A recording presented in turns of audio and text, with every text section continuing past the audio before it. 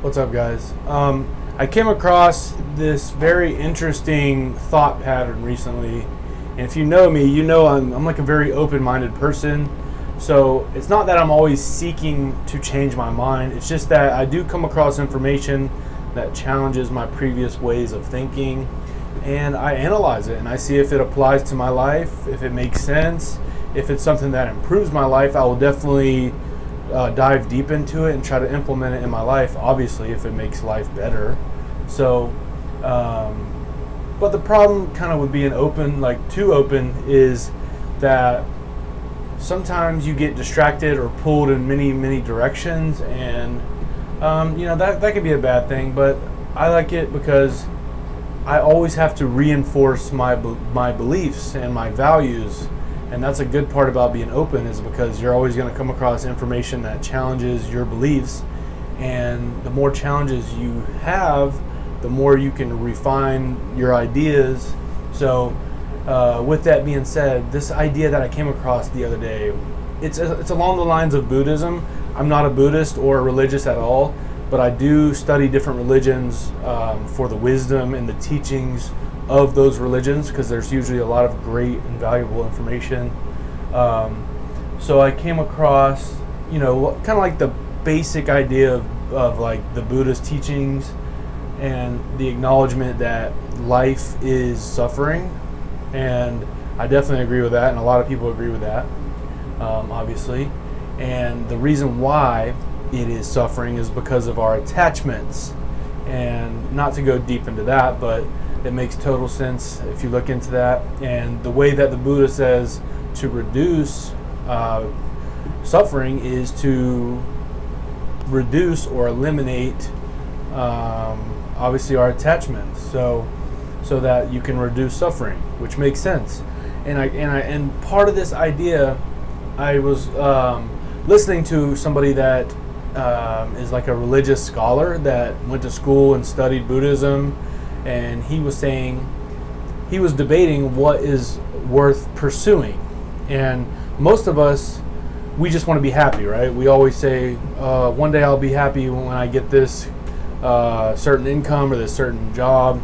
And we're always trying to seek happiness in the traditional sense, like the common definition of happiness, which is, most people say, if you ask people what's happiness, they say joy, accomplishments, they say just feeling good, being excited, all those common emotions. The problem that this person that I was learning from says is the emotion of happiness that we think of is that it's fleeting, it's temporary, it's like it comes and goes. It's not something that lasts a long time. Happiness is essentially something that we feel in the moment, but is fleeting. So we constantly have to pursue it and make sacrifices and do all these things to eventually be happy. But he said, on the contrary, a better route is to reduce suffering rather than pursue happiness. And that makes total sense. And that's why I'm a minimalist, and I believe in not really getting all the material possessions that we need and always focusing on what I can get.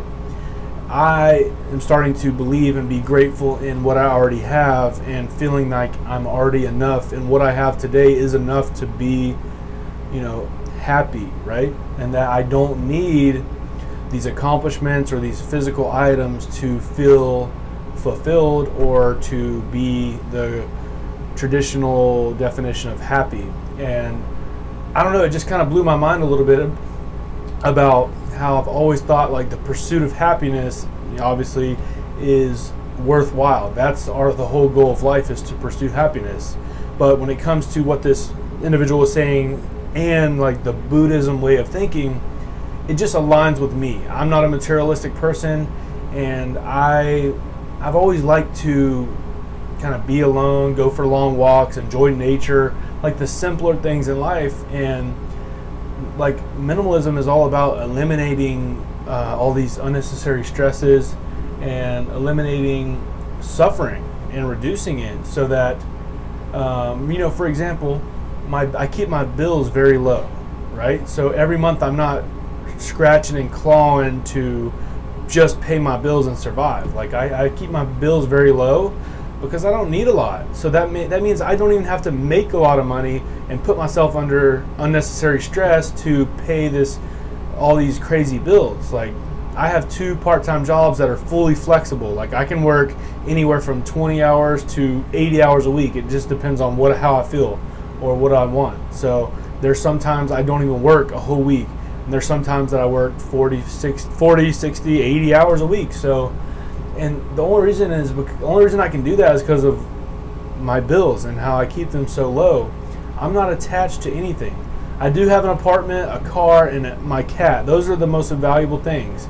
Everything else can go. I have an Xbox. I have a little bit of furniture, couches, and all this stuff. That stuff can go. I don't care about that. I'm not attached to any of that stuff. All I need is somewhere to lay my head, my cat, because I've had him since I was 11 years old, and obviously my car. So honestly, I don't even need the apartment. I could move in with somebody and be totally fine. But I just thought this would be interesting to talk about, which is, just to recap, instead of pursuing the emotion of happiness, which is joy, excitement, accomplishment, all these things that we think is what happiness is all about, try to reduce your suffering and stress, the things that bother you really bad on a daily basis, that stress you out, that make you angry. If you can reduce those things, like for the most part, it's people's finances that really stress them out and make them act a certain way. Or if you reduce how much you have to spend to maintain your lifestyle, like you would find that you're a lot more free in your mind and that you're able to do things that you normally couldn't do. So with that being said, hopefully you like that and makes sense. Let me know what you think in the comments below. See ya.